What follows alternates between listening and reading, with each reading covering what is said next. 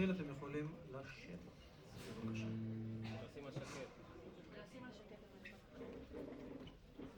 טלפונים. רוני, עוד שנייה. טלפונים בבקשה על שקט וללא צילומים במהלך כל הערב בבקשה. הערב מצולם בצורה מסודרת. תודה.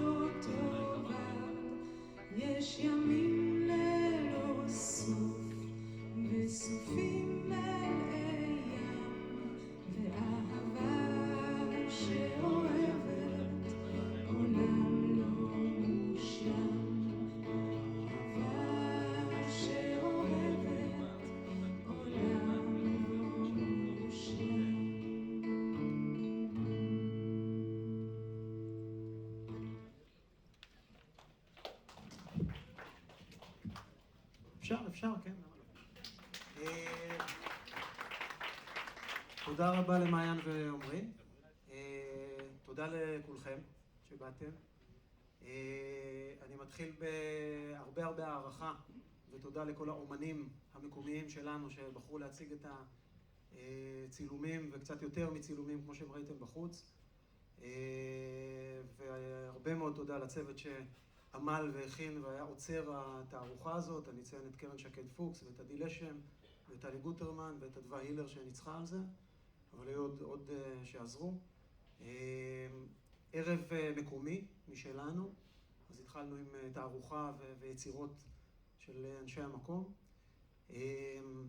שחשבנו מה לעשות שנה לאירוע הזה שמתחולל פה מסביבנו מכל הכיוונים ומכל הקצוות. אז דבר אחד די הסכמנו מההתחלה, שנתאסף באיזושהי צורה קהילתית ואינטימית, גם המועדון סומן מההתחלה, בתור המקום שהכי מתאים לזה,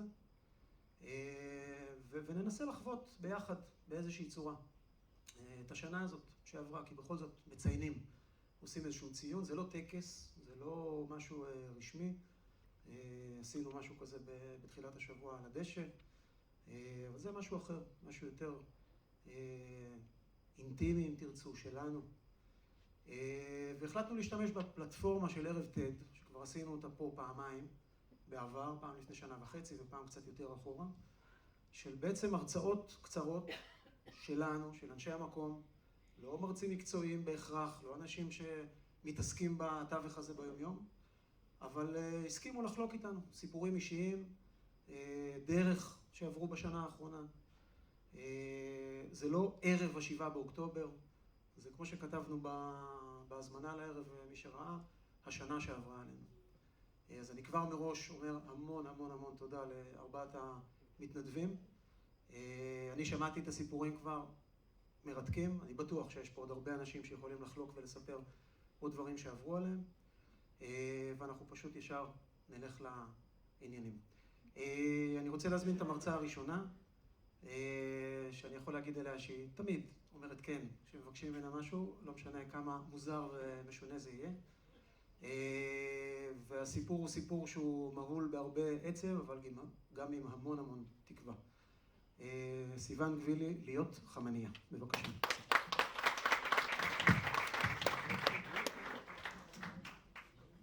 שומעים אותי? קודם כל, ערב טוב. איזה כיף שבאתם, ותודה שבאתם לשמוע על השנה שעברה עליי. למי שלא מכיר, אני סיוון כהן גבילי, אני גרה בקיבוץ כבר 10 שנים, סוחרת, אימא של ירדן, אלה ואור גבילי. אז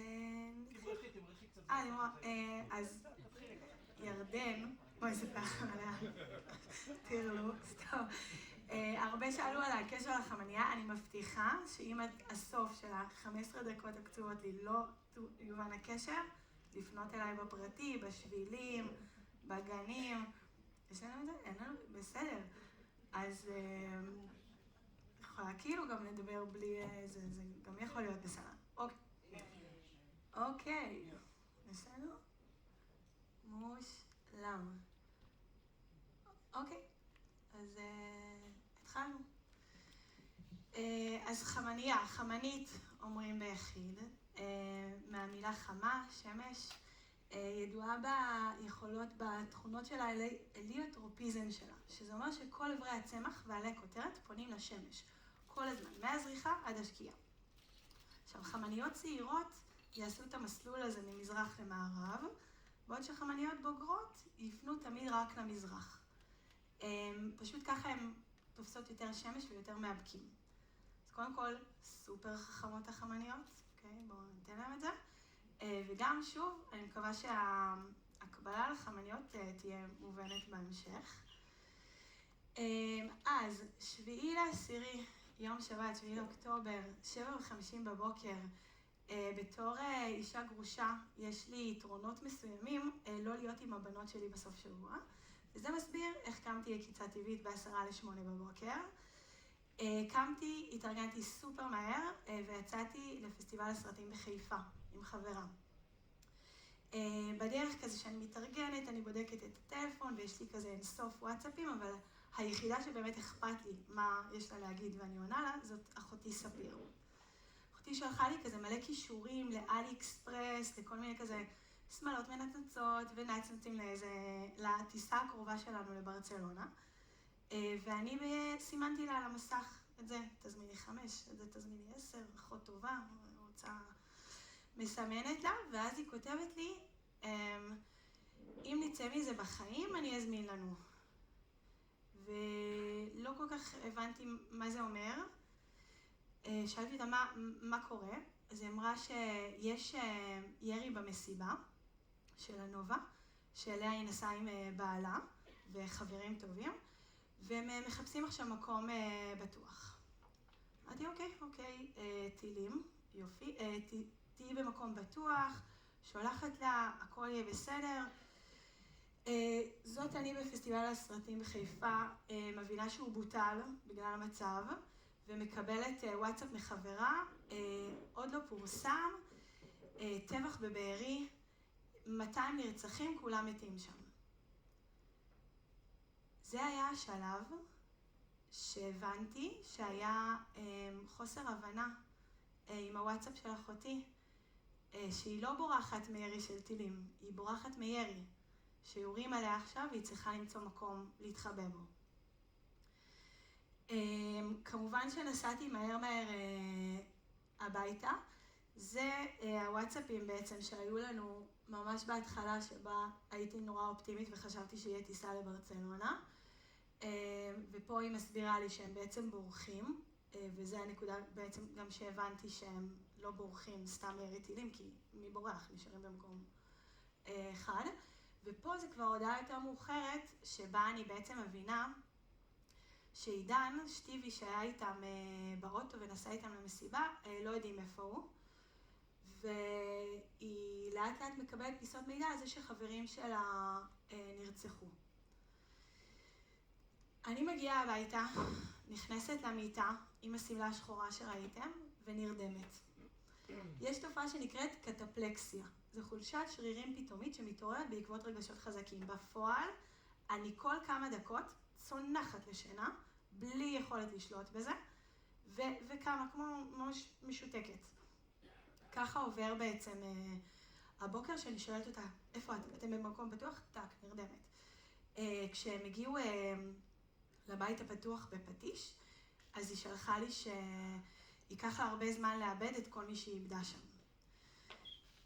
6 בערב, באותו יום שבת, אני מקבלת וואטסאפ משלומי, שאומר, תכיני תיק מלחמה, בואי לממד, בואי למקלט של משמר. הכנתי תיק מלחמה, באיזה שהם כוחות גירדתי את הגרוש הפוסט-טראומטי שלי מהמקלט, כי לא היו טילים, הוא תכנן לישון שם. הוצאתי את כולם ואמרתי להם, יאללה, נשען כולנו ביחד, אם יהיה משהו חריג. ותוך כדי אני מספרת כזה בחצאי משפטים לשלומי על אחותי והמצב שלה, ועל שטיבי שלא יודעים מה איתו, ועל מתן ליאור, שהוא חבר שלי מהתיכון, שגיליתי שהוא נרצח. שלומי מבין את החומרה, שולח אותי לישון במיטה של אלה, מספר לבנות, אמא קצת חולה, זה יעבור לה. ככה שבוע שלם, זה השגרה שלנו. אני ישנה אצלו בבית בימים שלו, הוא ישן אצלי בבית בימים שלי, שנינו עם תיקי מלחמה.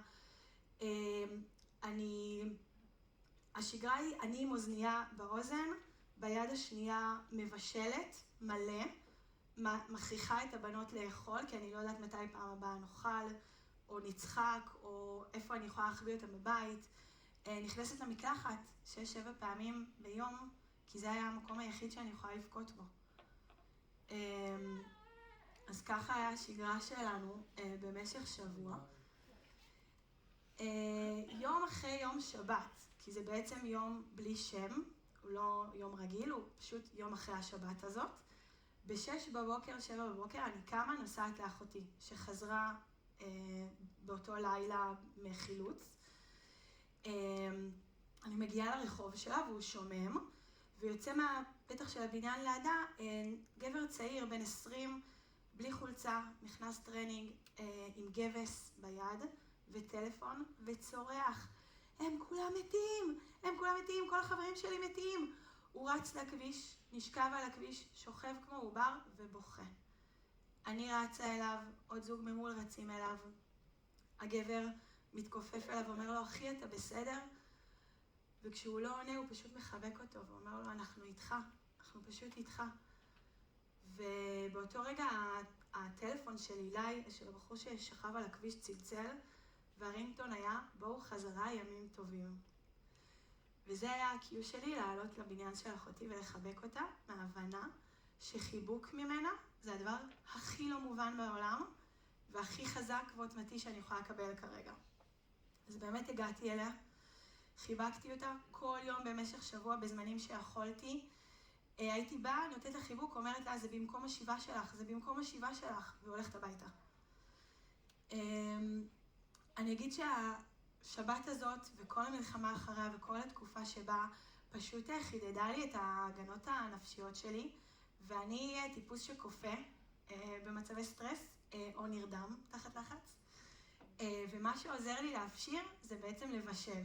זה גיליתי, לפעול ולבשל. אז פשוט בישלתי מלא, כל מישהו עם מדים, זרקתי עליו קובות, עוגות, קחו, תאכלו, שיהיה עוד.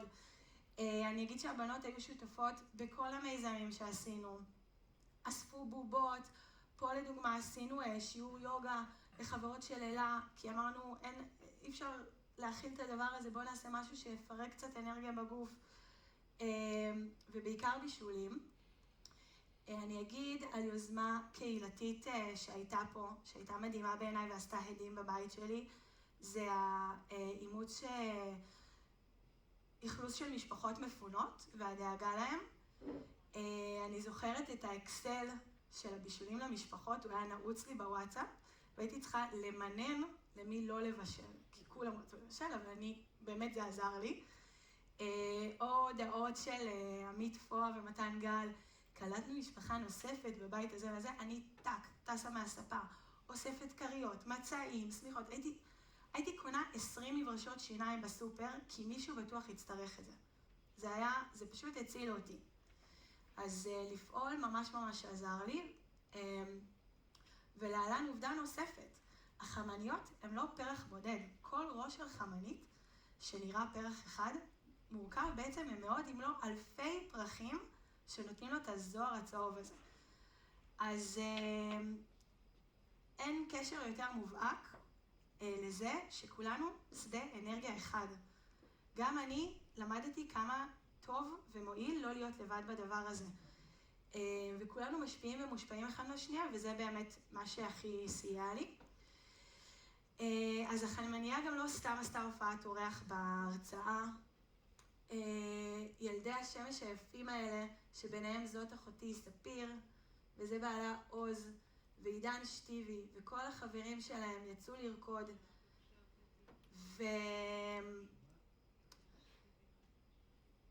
והם פשוט, חלקם לא חזרו. אז אחותי, מילה אחת על אחותי המדהימה, היא כמוני, או בדרך שלה, מצאה שלעזור לאחרים ולצאת מהשנת אבל הזאת, והיא לקחה חלק במיזמים ענקיים, היא הייתה במליאות בכנסת, היא פיתחה פרויקטים הנצחה לכל החברים שלה שנרצחו החל מגינות כלבים וליין של בגדי מסיבות, ובימים אלו משודרת תוכנית דוקו שנקראת נובה, המסע להחלמה, שהיא ובעלה משתתפים שם ומספרים על השנה שעברה שלהם. ולפניה בעצם הפרויקט הגדול מכולם, ובעזרת השם, הריון ולידה. כי בסופו של דבר כולנו חמניות, כולנו נרצה לשאוף לשמש, כולנו נרצה לראות את האור בדברים הטובים, כולנו נרצה לחיות, כי כוח החיים זה מה שחשוב, הוא הכי חזק בעולם. אז לזכרם של מתן ליאור, אילי סולומון, בר ליאון אקמולי, מפל אדם ועידן שטיבי שהתבשר לפני כמה ימים שהוא נרצח ב7 באוקטובר וגופתו מוחזקת בעזה. זהו, תודה רבה שהקשבתם.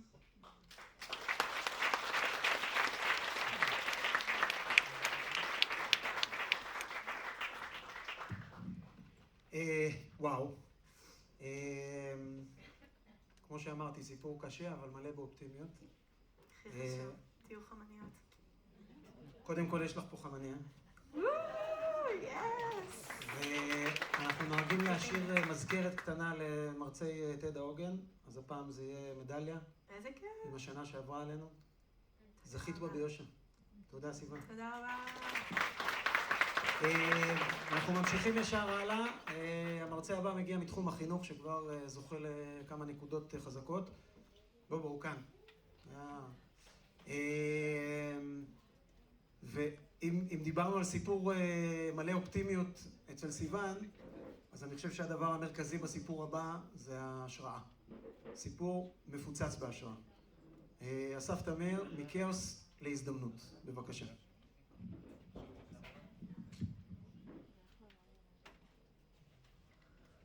צריך לשבת עם הסטופר. טוב.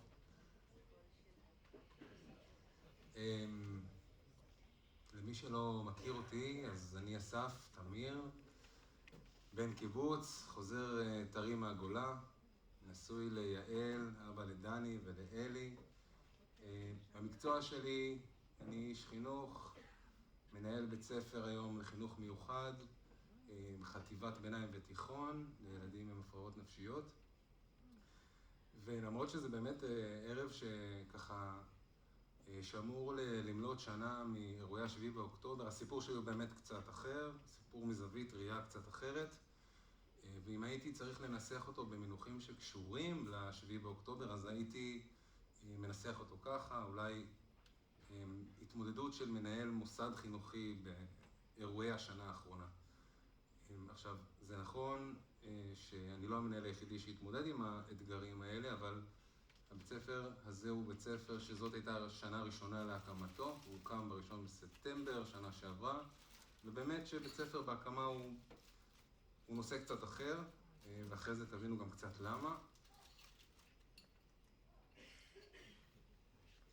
אני מאוד אוהב את המינוח הזה, אלוהים נמצא בפרטים הקטנים. הסיבה לזה שאני כל כך אוהב את המינוח הזה, הוא שלדעתי לפחות בנקודת מבטי, הוא שלב ראשוני באבולוציה של מינוחים שאנחנו מכירים אותם היום, כמו המיינדפולנס, או בשמו המקצועי יותר, המיינדלס.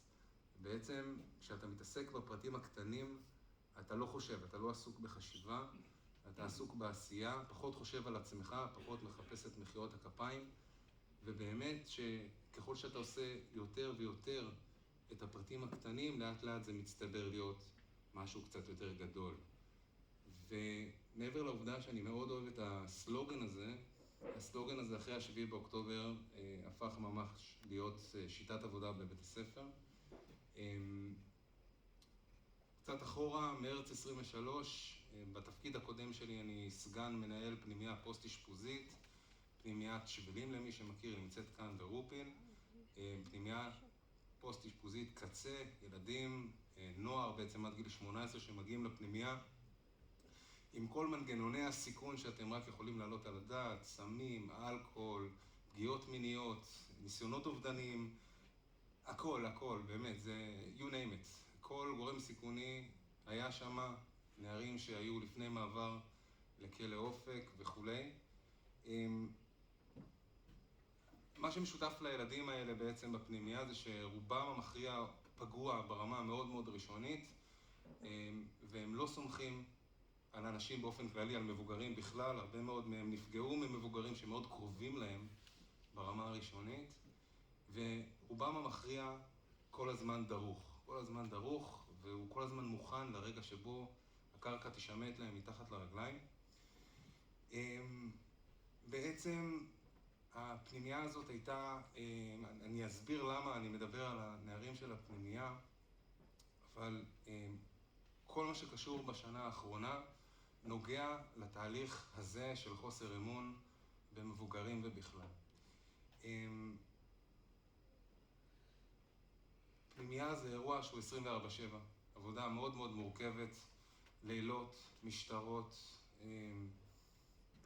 עד אמצע הלילה לקחת ילדים, ללוות אותם למחלקות אשפוז, וכשנולדה הילדה השנייה שלי, אלי, אז קיבלנו החלטה הורית, להפסיק עם החיים הפיקנטיים האלה, ובתהליך שאני מגדיר אותו ממש כצירוף מקרים מוזר מאוד, פגשתי מנכ"ל של חברה צעירה שנקראת אדם לחיים שווים, שסיפר לי קצת על הפרויקטים שהוא הולך להריץ, בעיקר הקמה של בתי ספר לחינוך מיוחד על כל הרצף.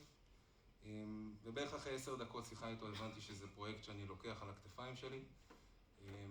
נשמע הגונג, וביולי שנה שעברה, חודש וחצי לפני פתיחת שנת הלימודים, התחלתי את התהליך בעצם גם של גיוס צוות. לא יודע אם אתם זוכרים, אבל לפני 7 באוקטובר, מהדורות החדשות בארץ נפתחו בזה שחסרים מורים במשרד החינוך. אז חודש וחצי לפני פתיחת שנת הלימודים לא היה מבנה, לא היה רישיון, לא היה צוות, חלק מהצוות אגב נמצא פה, ואני מתחיל לעבוד מאוד מאוד קשה כדי להרים את 1 בספטמבר.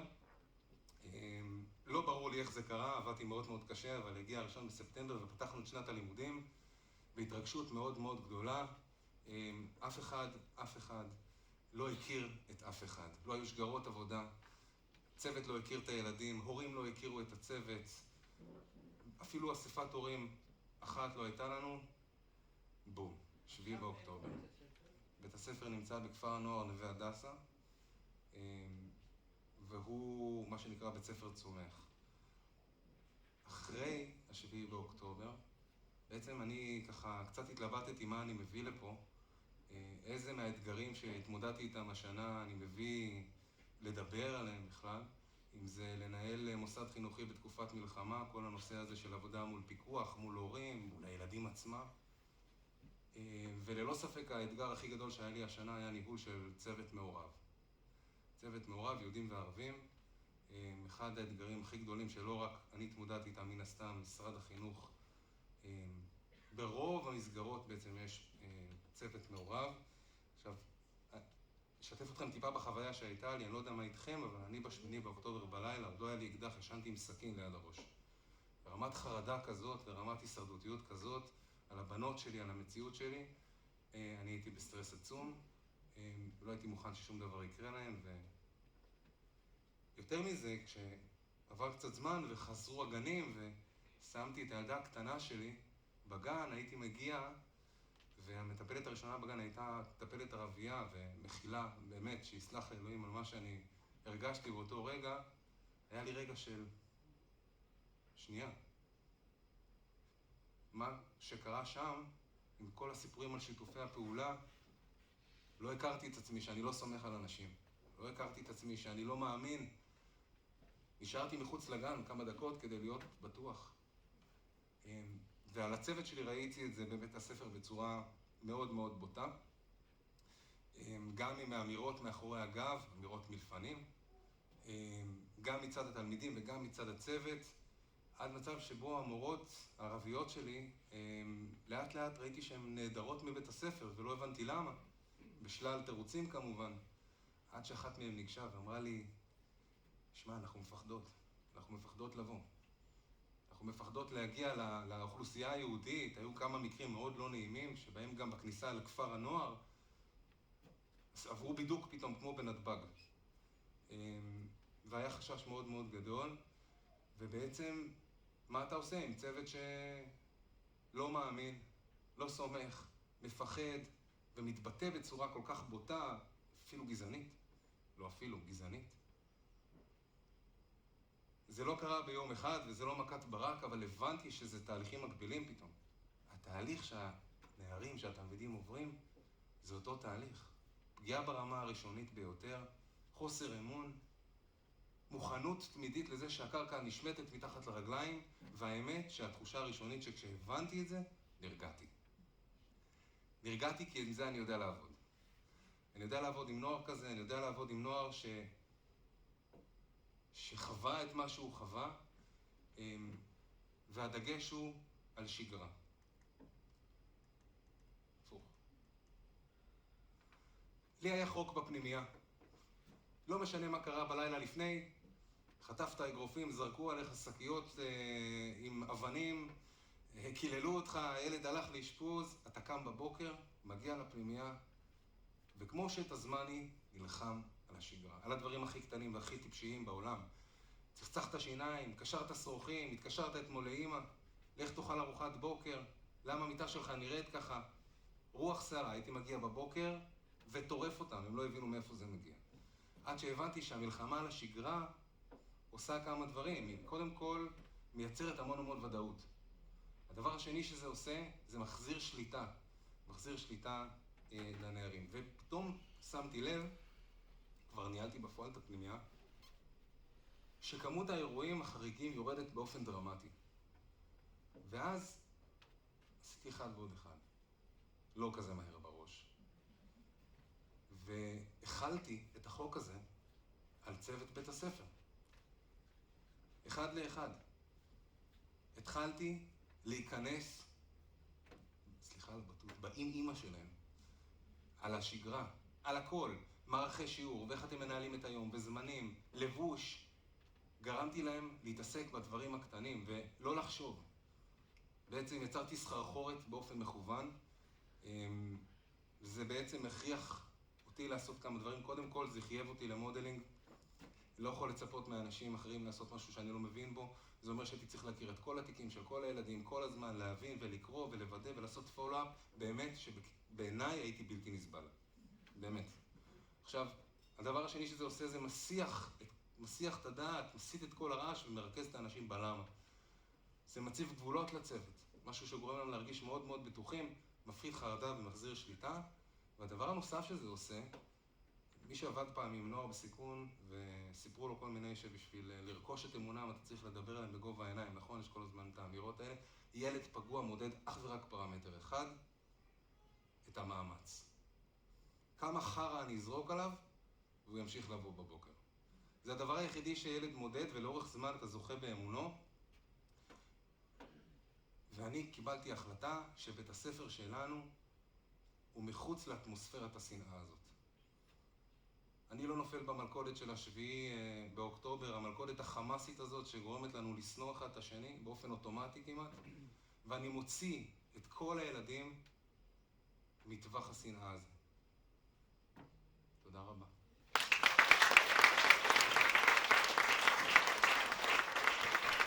שוקרן.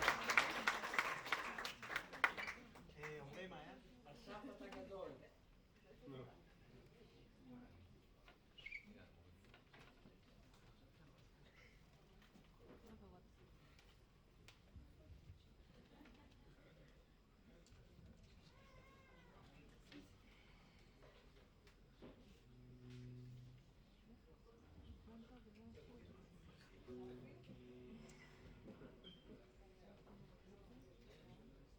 אנחנו הולכים לשיר שיר שקוראים לו שיר, הוא של אתי אנקרי. מבחינתי הוא שיר, יש בו המון אופטימיות, כי מבחינתי שיר זה הבית, זה המקום הבטוח, זה המוזיקה, אז תכירו שיר.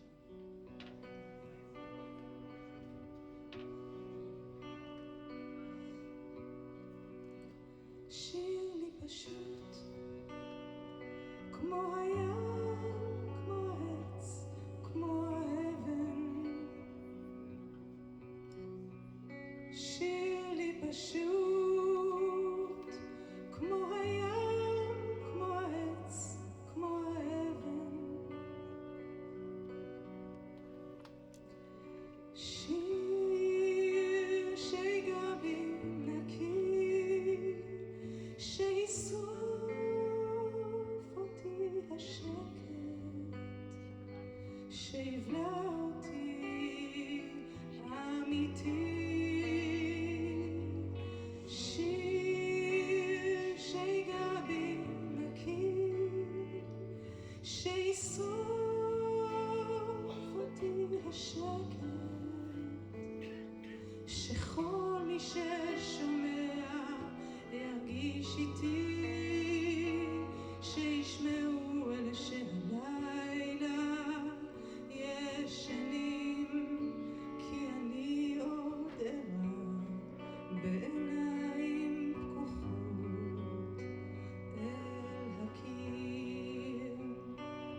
זה הבית שעומד כבר שנים בין אותם הבתים, הוא יחיד, וידעתי שאיש לא יחזיר,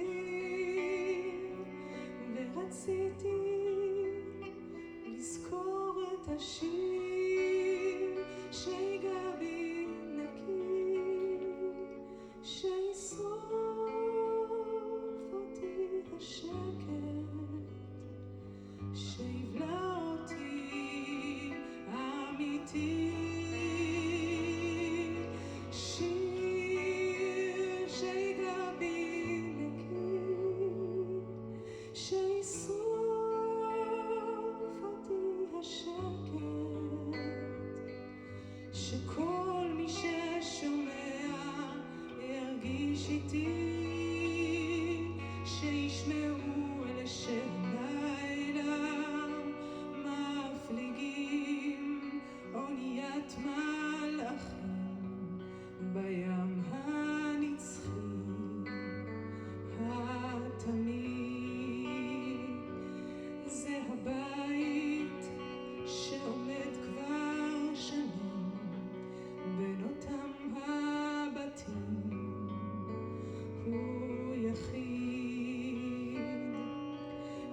ידעתי שאיש לא יחזיר,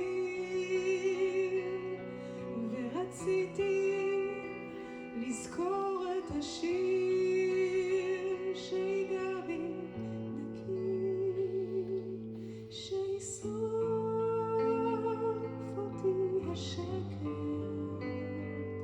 שיבלע אותי אמיתי.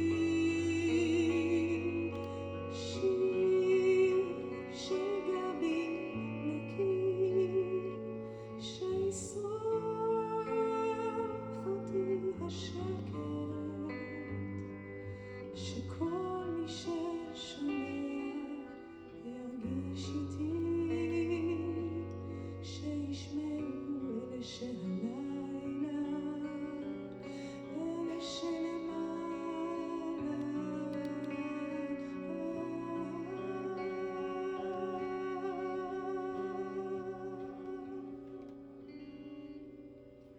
קראתי לשיחה שלי דפי נפש על שם שיטה שיצרה רקפת הדר, מורה שלי. את רקפת הכרתי בטיול להודו, טיול נשים להודו, שהיה מלווה בסדנאות של יומן ויזואלי. לא ידעתי מה זה. אתם חלקכם מכירים אותי טוב, יודעים שאני תופרת, חורזת, קצת מציירת, קצת אומנות יותר, לא אומנות שבאה מהלב. הסדנה הראשונה שהייתה בטיול בהודו, אני הרגשתי שהגעתי הביתה. אני כולי רעדתי, אמרתי, זה מה שחיפשתי כל השנים. בנות שהיו איתי בסדנה לא האמינו שאני לא מכירה את זה, שאני לא יודעת מה זה. חשבו שאני כבר שנים בתוך זה. כי זה הרגיש לי כל כך נכון, כל כך מתאים לי. למזלי, באותה שנה פרשתי מבית ספר יובלים, והזדמן לי ללמוד מה שנקרא מלוות דרך, הנחיה של שיעורים או מפגשים ביומן ויזואלי. אז מה זה יומן ויזואלי? רגע, למה זה לא עובד?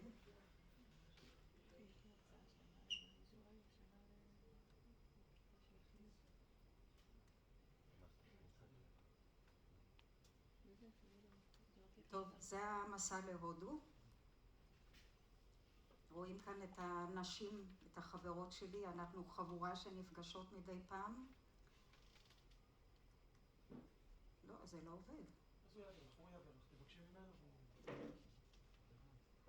אז מה זה יומן ויזואלי? יומן ויזואלי זאת מחברת שתופרים ביד מדפי אקוורל, ועובדים בתוכה בעקבות איזשהו נושא שאני כמנחה מעלה, או אם אני עובדת לבד, משהו שאני רוצה להתמודד איתו.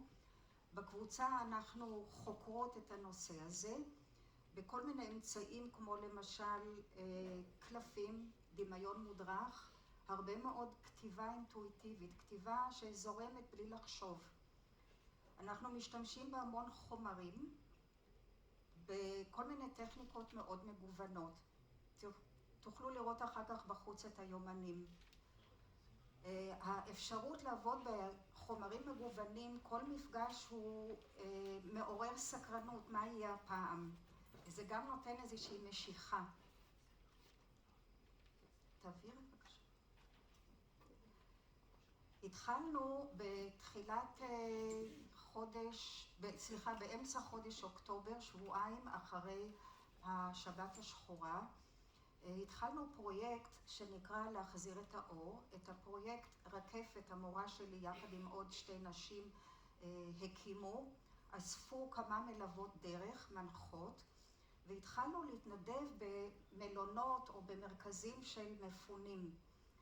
בהתחלה היו גם ילדים כי לא הייתה להם מסגרת, והבאנו להם יותר יצירה ויותר עבודה בשביל להעביר את הזמן.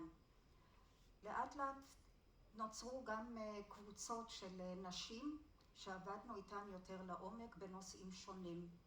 ככה הגעתי למפונים מקו שני. בקו הראשון הקיבוצים הפגועים מאוד היו סגורים לאנשים לא מקצועיים. רק מטפלים מאוד מקצועיים ברמה הכי גבוהה יכלו להגיע אליהם ולטפל, המצב היה מאוד קשה. הגעתי למלון הרודס בתל אביב, אחר כך לווינגייט וגם לגבעת חביבה ומלון אלמה בזיכרון יעקב ומלון ליאונרדו. נדדתי קצת, חזרתי למקומות, ואז בחודש דצמבר נפתחה האפשרות להגיע למלון שפיים עם קהילת כפר עזה. יחד עם אופרה שיושבת שם מימין, הגענו פעם בשבוע למלון שפיים, והתחלנו להעביר שם סדנאות. קבוצה של נשים מאוד פתוחות, מאוד משתפות, מאוד אמיצות, שהיו צמאות לאיזושהי יכולת לבטא את עצמן. הקפדנו להביא נושאים שיוצרים איזשהו כוח, איזושהי עוצמה פנימית. אפשר לראות מצד ימין את עץ המשאבים, ואם אתם יכולים לקרוא, אז גם על הענפים כתובים המשאבים של אותה יוצרת, כמו תקווה, לראות את העולם בוורוד, חברות או חברות, חיבוק, נשימה, משפחה. מצד שמאל דווקא יש עבודה של בחורה צעירה ששני ההורים שלה נרצחו, ואפשר לראות את העץ, עץ המשאבים שהוא כפוף, עצוב. גם היכולת להביע איזשהו רגש בתוך היצירה זה משהו שמאוד מרפא ומאוד משחרר. הלאה. מסיבת תה, מה נותן טעם, כמו שהתה נותן טעם למים, מה נותן טעם לחיים שלנו במצב שאנחנו נמצאים בו. אז אלה דוגמאות של שיעורים שונים שהבאנו אליהם, והיו עוד הרבה. דרך אגב, אני עוד ממשיכה עד היום עם קהילת כפר עזה. הם בעוד כחודשיים יעברו לרוחמה, אז נראה מה אחר כך. עוד אחד. ואז הגיעה גם אפרת, דוגמה, אישה מבוגרת, לא מאוד, עמדה בצד והסתכלה, מה אתם עושים פה? אמרתי לה, בואי, תצטרפי אלינו. לא, לא, לא, לא, לא, אני לא, זה לא בשבילי. יצירה, אני לא יודעת, אני לא נוגעת בצבעים.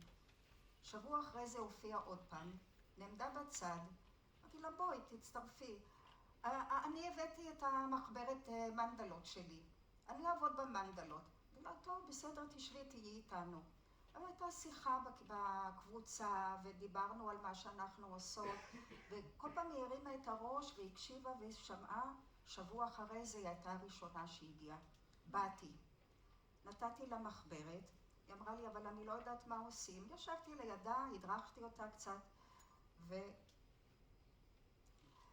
ושבוע אחרי זה היא הייתה שוב ראשונה, וכך הלאה, ומאז כל פעם היא אומרת לי, כל שבוע אני מחכה שתבואו. אז זאת דוגמה למה שיומן מושך ועושה איזשהו תהליך פנימי שמאוד מרכך, מאוד מחזק אנשים שעברו דברים מאוד מאוד קשים. הלאה. אורית סבירסקי, אני מתרגשת. את אורית הכרתי במסע הראשון שלי להודו עם היומן, הייתי כבר בשניים. אורית, אתם ודאי מכירים את התמונה, את השם, נרצחה בבארי. הייתה לי עוד התכתבות איתה בטלפון בערך עד 9:30. הבן שלה איתי היה איתה ביחד בממד ונלקח לעזה ובהמשך נרצח. כאשר בחודש ינואר, אתה יכול להעביר, קיבלנו את האישור להגיע לקהילת בארי במלון בים המלח, מיד התנדבתי לאחד הצוותים, צוותים של 2 בנות, ופעם בשבועיים יוסי היה נוהג ואני נוסעת איתו, ואנחנו מעבירות מפגשים לנשות בארי. לפעמים היינו נשארים גם בלילה ולמחרת מעבירים עוד שיעור, ושם פגשתי נשים מדהימות. הרגשתי שאני חייבת להגיע לשם למרות הקושי בנסיעה, יום ארוך מאוד, והחשש לפגוש את הנשים האלה שבאמת עברו חוויה מאוד מאוד קשה, אני לא צריכה לספר לכם. פגשתי נשים מדהימות, מלאות תקווה, מלאות אור, מלאות רצון להמשיך הלאה. אחת מהנשים, רבקה, אישה מבוגרת, נוגעת ב90, לגמרי במקרה גם נודע לי שהייתי מחנכת של הבן שלה, ואני רוצה לקרוא שיר שהיא כתבה בתוך היומן, שיר שהיה בנוי מ4 בתים, אנחנו קוראים לזה 4x4, כאשר השורה הראשונה תמיד חוזרת בתחילת הבית. כשהטעם תם, נצא לשדות, נשאף את ריחו של הטבע, נגלול עלה ביד ונריח. כשהטעם תם, עצב ואובדן מנת חלקי, אך התקווה בי בוערת. כשטעם תם, אזכור ימים של תחלת, של חיוך, של נתינה וקבלה, חיבוק, נשיקה תמיד, כשהטעם תם. כשהטעם תם, אדפדף בתמונות של היפות והנבונות בבנות. אבא ואמא איתם, עכשיו הטעם תם. רבקה איבדה ב7/10 2 בנים, כלה ו2 נכדות. רבקה תמיד עם חיוך על הפנים. שלשום פגשתי אותה והיא אמרה לי, מה את רוצה, שאני אתכסה בשמיכה בתוך המיטה? אני רוצה להמשיך לחיות, יש לי בשביל מה. וזאת דוגמה לנשים של בארי.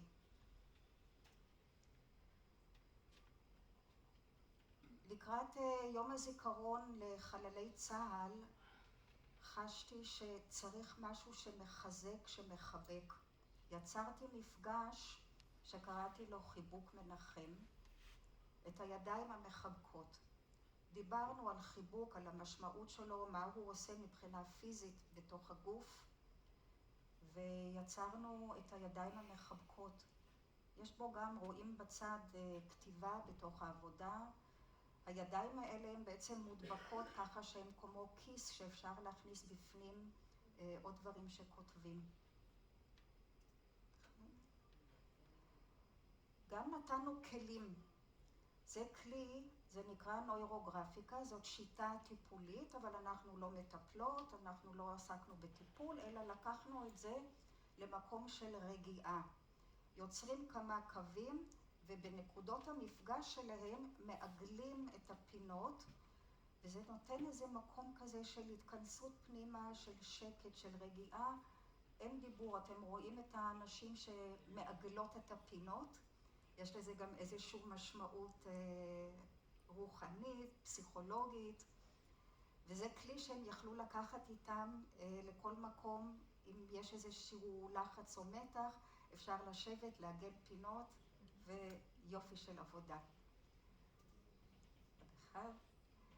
את הפרויקט בים המלח עם קבוצת בארי סיימנו בסוף יוני. הנסיעות היו מאוד קשות והחלטנו להפסיק, מה גם שיש שם 2 נשים שהן עובדות ביומן כבר כמה שנים, כמו שאני התחלתי לפני 4 שנים. יש שם גם מישהי שלמדה כמו שאני למדתי, מלוות דרך. היא לא העיזה בהתחלה להנחות, אבל עכשיו היא כבר מנחה, והן די עצמאיות אחרי שהם עברו הרבה מאוד שיעורים, מפגשים. הקמנו תערוכה. התערוכה הייתה מיועדת לקהילה של בארי בתוך המלון. היה מאוד מאוד מרגש. אבל מישהי שמעה על התערוכה הזאת והעבירה את המידע לאוצרת שיצרה תערוכה שנפתחה שלשום בתיאטרון היהלום ברמת גן. תערוכה מדהימה. אני אפרסם את הפרטים שלה בוואטסאפים של הקיבוץ, ואני ממש ממליצה לנסוע, התערוכה פתוחה עד ה-30 לחודש, ואפשר להגיע כל יום. סיימנו את הפרויקט הזה באמת בהרגשת סיפוק ענקית. אני מרגישה זכות גדולה מאוד שיכולתי להגיע לכל המקומות שהגעתי אליהם ולפגוש נשים שלפעמים אני לא יודעת אם אני חיזקתי אותן או הם חיזקו אותי. אני מאוד התחזקתי, יכולתי לעבור בהרגשה מאוד חזקה, מאוד טובה את כל התקופה הזאת. אם הייתי יושבת בבית ולא עושה כלום, הייתי הולכת לאיבוד. ותמונה אחרונה, ירדנה שמחייכת, כי רצינו להביא חיוכים, רצינו להביא אור לעיניים. ולא פעם, גם בבארי וגם בכפר עזה, שמענו את המשפט, אני לא צריכה פסיכולוג כשיש לי סדנת יומן. אז תודה רבה, ותסתכלו על כל החוץ.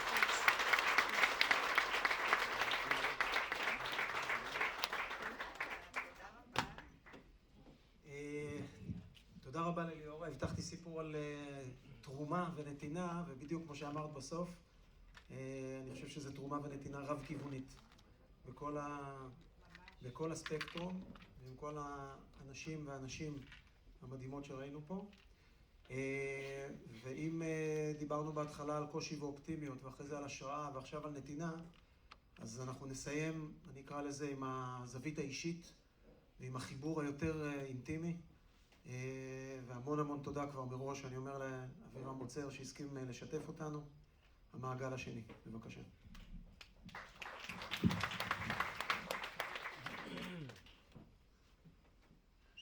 תודה לרועי. אני פשוט אסמן לך ככה כל פעם שצריך להעביר שקופים. אז קודם כל אנחנו נתחיל מהשאלה המסורתית של מי אתה, שנשאלתי פה פעמים רבות. אני חושב שאני מכיר את רובכם, אבל אני לא כל כך בטוח שאתם מכירים אותי. אז קודם כל אני נשוי ליערה, יערה של דובי ומרגלית, שכולכם מכירים. אני אבא לדניאל, לתומר ולנאיה. יש לי 3 אחיות, אני השני בתוך הסבב הזה. ביום יום אני יועץ סביבה, אני מתעסק בעיקר בתחומים של פסולת ותשתיות. אני עובד בעיקר על פרויקטים ארציים, פרויקטים הנדסיים. ואני גר פה בקיבוץ ב-12 השנים האחרונות.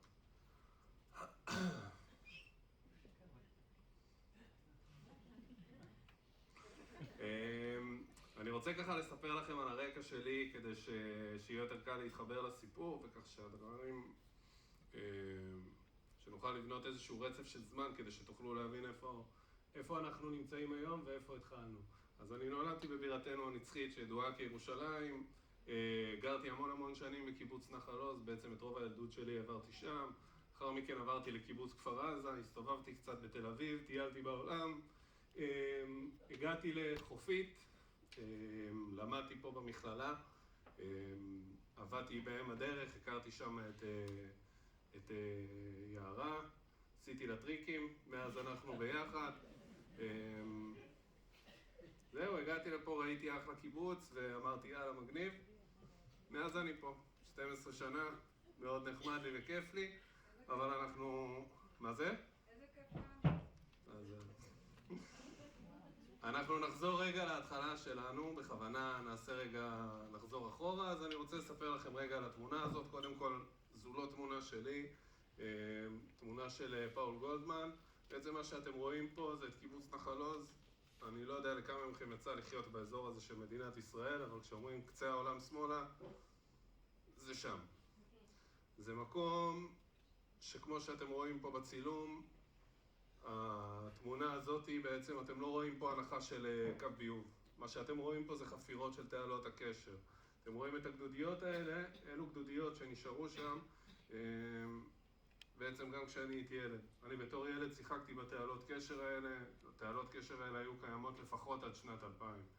בעצם בתור ילד אחד הזיכרונות הכי חזקים שלי זה שהייתי הולך לשם עם החברים, הולכים, אוספים קליעים, תרמילים, מטבעות של הסורים, של המצרים.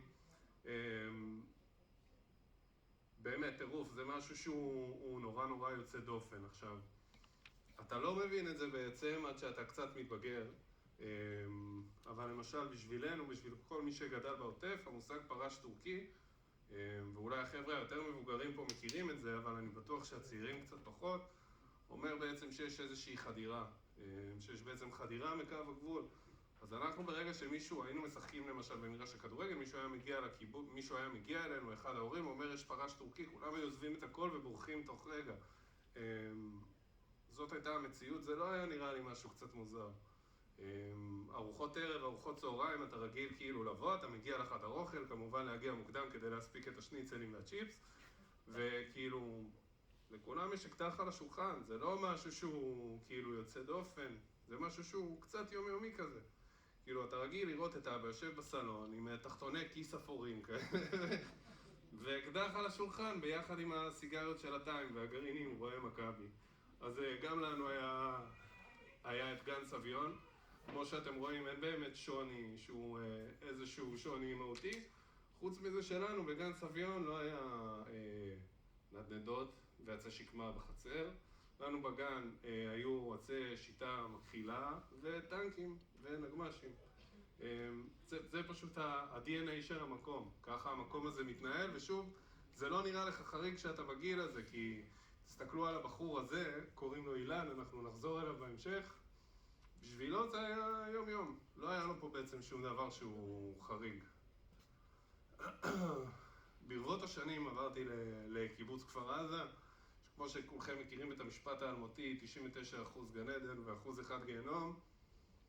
זאת הסיטואציה. צד אחד אתה קם ויש לך כלניות מדהימות מול העיניים, אתה יוצא החוצה, אתה רואה שדות שלא נגמרים במשך קילומטרים. אני בדיוק סיפרתי לסיוון למשל, איך כשיש פריחה של חמניות באזור, אז אתה יוצא החוצה ואתה עומד ואתה מסתכל, ונגיד פה אני יוצא ואני מסתכל, אז אני רואה את מישמר ומעברות שהורסים לי את הנוף. אבל כשאתה עומד בעוטף ואתה מסתכל, אתה פשוט עד אין סוף רואה שדה שלם של כותנה, או שדה שלם של חמניות, וזה משהו שהוא די מטורף, עד שהוא הופך לבלגן. אז נחזור ככה בציר הזמן רגע לאירועים שלנו. אז 6/10, חג שני של סוכות, אנחנו תמיד עושים אצל אבא שלי, מאז שאני ויערה ביחד, לדעתי 15 שנה לפחות, תמיד עושים בבית, תמיד בכפר עזה, תמיד אצל אבא שלי ואצל זוגתו אילנית. השנה קרה משהו חריג, היה את האירוע ברחבה בעצם, היה את המדרחוב, יערה והילדים נורא לחצו, שיגעו אותי, אמרתי, אתם יודעים מה? יאללה, סבבה, לא נוסעים. עכשיו סתם שתבינו שכל שנה, רגע לפני חג שני יש לנו את הריבים, ישנים בסוכה אצל אבא, לא ישנים, אבל מפחיד, אבל כן מפחיד, כן ישן, לא נשן, לא נשן, כן ישן. איכשהו השנה, 6/10, אני מוצא את עצמי פה, במרפסת של יעלי ואוריה, 12 בלילה, שותה את עצמי לדעת, ורק במזל נמצא פה. 7/10 בבוקר, יערה מעירה אותי ככה ב7 בבוקר, שזה גם משהו שהוא חריג אצלנו. בדרך כלל קיצה טבעית, לפחות בגיל הזה אצל הילדים, היא הרבה יותר מוקדם. והיא מעירה אותי, אומרת לי, קום, יש מלא בלגן, אני לא מבין מה היא רוצה, מנסה לחזור לישון, והיא אומרת לי, לא, תקשיב, יש כאילו, קורה משהו, תקום, ואני כזה מדדה למטבח, ואני פותח את הוואטסאפים, ואני רואה את הקבוצה המשפחתית, את הקבוצה של החברים פה, ואני רואה וואטסאפים שכאילו, אני לא יודע איך להתייחס אליהם, זה גם חבר'ה נורא קשה לדעת איך להתייחס לדברים שהם כותבים. אז הם כותבים, הבתים רועדים, אתה לא מבין, קטסטרופה, תנעלו את הבית, אל תצאו, יש מחבלים, איזה דילם, כבר שעה פה. הוא כותב לה, אני כתבתי, איתה לא עונה לי, תעדכנו, ענה, אין קליטה, סבבה, בלגן. עוברות עוד כמה דקות, השעה עכשיו 10:42, אני במקרה ראיתי חדשות 12 ואני מסתכל, ואני רואה שיושב שם כתבנו ואומר לנו יש עשרות מחבלים, המצב לא טוב, ואני עשרות מחבלים, בסדר, נו, זה קורה, לפעמים אנחנו מכירים את זה. ואז פתאום חבר כותב, ואני כותב לו תנו עדכון, והוא כותב לי רע מאוד, תעדכנו, שרפו את הבית שלי, את החיילים, הם הצליחו לחלץ את הבית של טל, הצליחו לחלץ אותם, ואני לא מצליח להבין מה קורה פה. כאילו אני מקבל איזה מסר אחד כזה מפה, מסר אחר מכיוון אחר, ואני לא מצליח להבין מה קורה שם. בעצם, רגע, תחזור שנייה אחורה.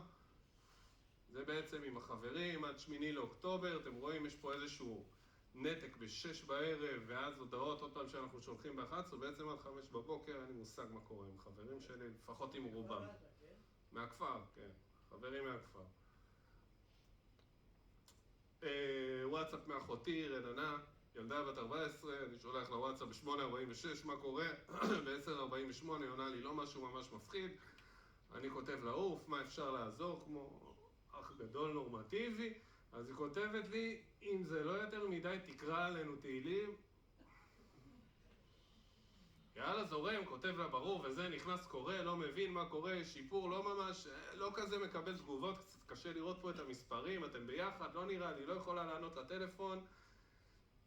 טוב, תעדכני אם את צריכה משהו, בגדול מ-3 בצהריים, לא עונה לי, אין טלפונים. בלילה בעצם אני הולך לישון בתוך איזושהי ידיעה או שהמשפחה שלי נרצחה, או שאחותי נאנסה, או שהמשפחה שלי בעזה, או שכל החברים שלי היום מתחת לאדמה. ככה אני הולך לישון. ולשמחתי איכשהו באמצע הלילה הצליחו לתפוס את יערה ולא אותי, שלשמחתי ולצערה לא ישנה. אז היא ענתה, ואיכשהו באמצע הלילה גילינו שהם בסדר, וזה בעצם היום שאחרי. אז אנחנו מקבלים פה כנראה שיש זיהוי של יהב שמת, וערב טוב לכולם, אלה רשימת החללים, וכזה אתה אוקיי. בסדר, זה רשימה יחסית קצרה, חלקם קרובים אליי, את חלקם אני מכיר, אבל זה משהו שעוד אני יכול להכיל אותו. ואז מגיע 9 באוקטובר, ואני מתחיל לקבל עוד יותר רשימה שהיא עוד יותר ארוכה, וכל פעם מוסיפים לה ומוסיפים לה ומוסיפים לה, ועובר עוד יום ועוד יום ועוד יום, וזה עוד אמא ועוד חבר ועוד קרוב ועוד מכר, ואני בעצם מתחיל למצוא את עצמי בתוך איזשהו לופ אינסופי. אז אני רוצה לספר לכם רגע על האנשים שמאחורי הוואטסאפים. אז יש לנו פה למשל את יהב. יהב היה חבר שלי לנגינה. שנינו סיימנו צבא פחות או יותר באותה תקופה, ולא הצלחנו למצוא עבודה כי אנחנו גרים בקצה העולם. אז אם אתה לא עובד במפעל פלסטיק, מי שפה מזדהה, אז אין לך מה לעשות. אז אני ויהב למשל איכשהו הצלחנו לשכנע את הקיבוץ שייתן לנו להפוך את המחסן תחפושות לחדר מוזיקה. זה היה די מדהים. טל איתי המון שנים, הוא בעצם למשל עשה איתי טיול שנת בר מצווה, עשינו לסיני. טל ליווה אותנו, טל לימד אותי צלילות חופשיות, אחר כך במכללה הוא היה מורה שלי לימאות, הוא עשה איתי את הרישיון הסקיפר שלי, הוא עבד איתי אחר כך בהמון דברים שקשורים לים, והבחור פה בפינה זה אילן. אילן זה הילד החמוד שראיתם מהתמונה, מהשקף הראשון, הוא החבר הכי טוב שלי, תכלס. מהגן, זה מה שמוכר פה בקיבוץ כשישיות אמרו לי, נכון? שזה כזה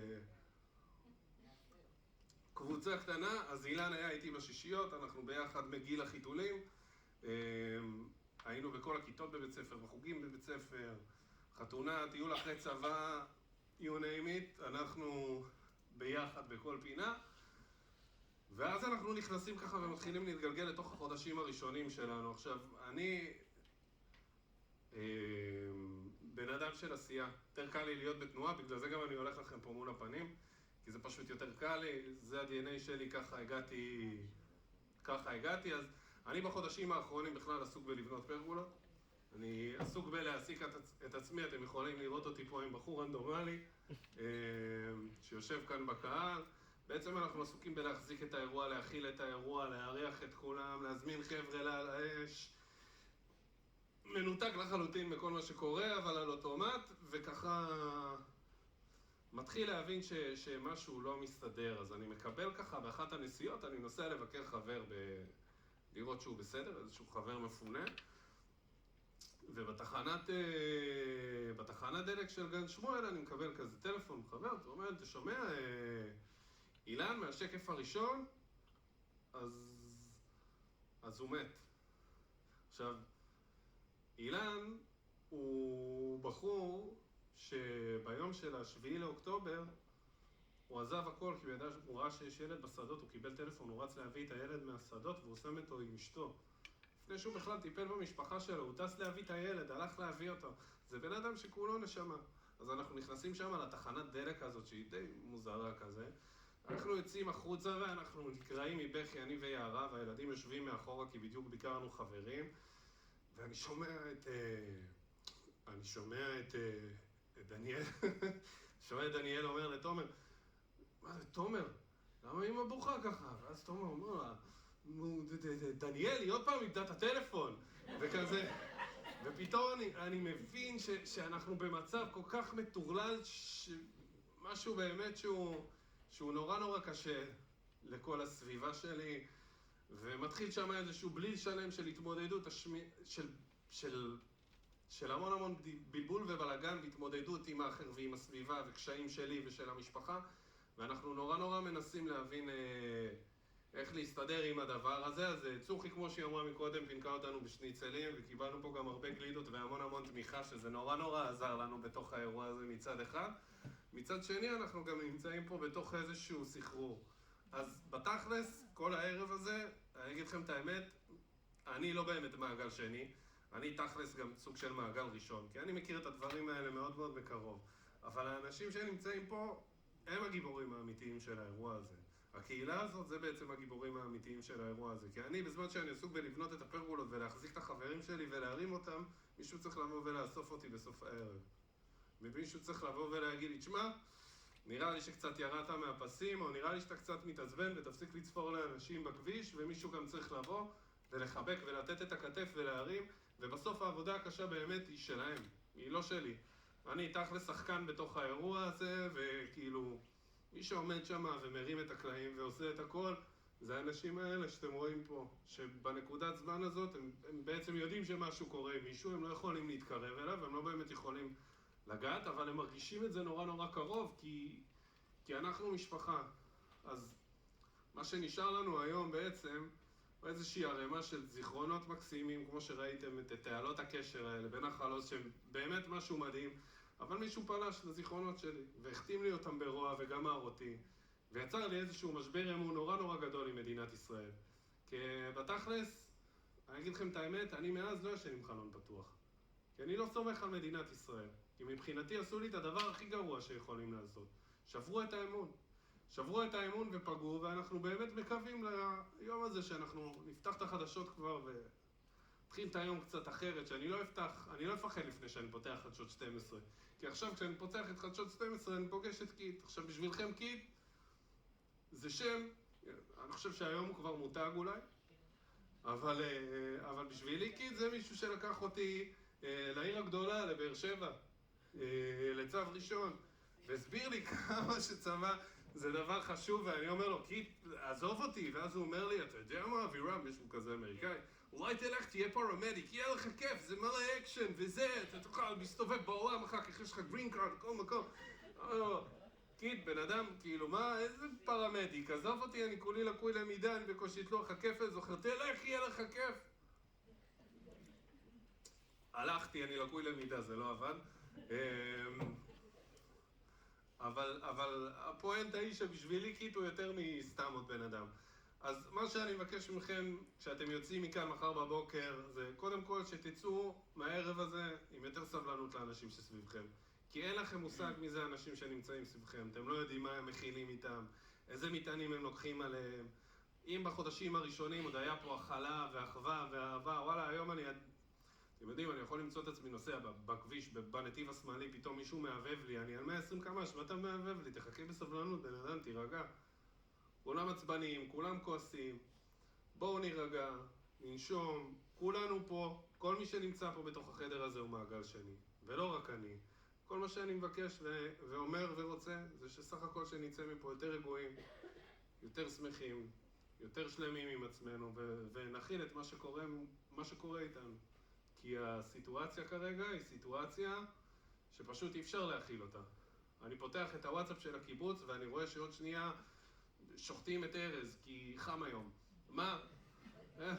בואו נירגע, הכל טוב, לא קרה כלום, בואו נשאר חברים וזהו, סך הכל, לנשום, תודה רבה.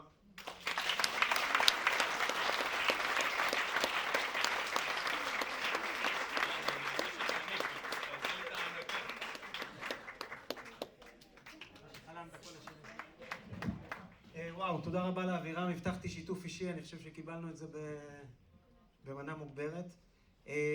המון תודה לכל מי שלקח חלק בערב הזה. מהמוזיקה ודרך העוגיות והתה המהממים והתערוכה המקסימה והסאונד והעזרה ועלי שמנצחת על כל התרבות. המון תודה. כמובן לארבעת המרצים, זה חשפות מטורפת וזה מטרת הסיפור, לשמוע, להקשיב לאנשים משלנו, מתוכנו, לחוות. סליחה? מי כתב את השירים? איזה שירים?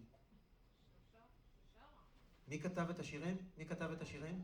צוחי שואלת, חייבים לענות. השיר הראשון כתב אותו דוד פרץ, דוד פרץ. והשיר השני אתי אנקר. צוחי, אנחנו נמשיך אחרי זה. ואני רוצה לסיים במשפט אחד, ששנה הבאה תהיה קצת יותר טובה מהשנה שעברה. ערב טוב.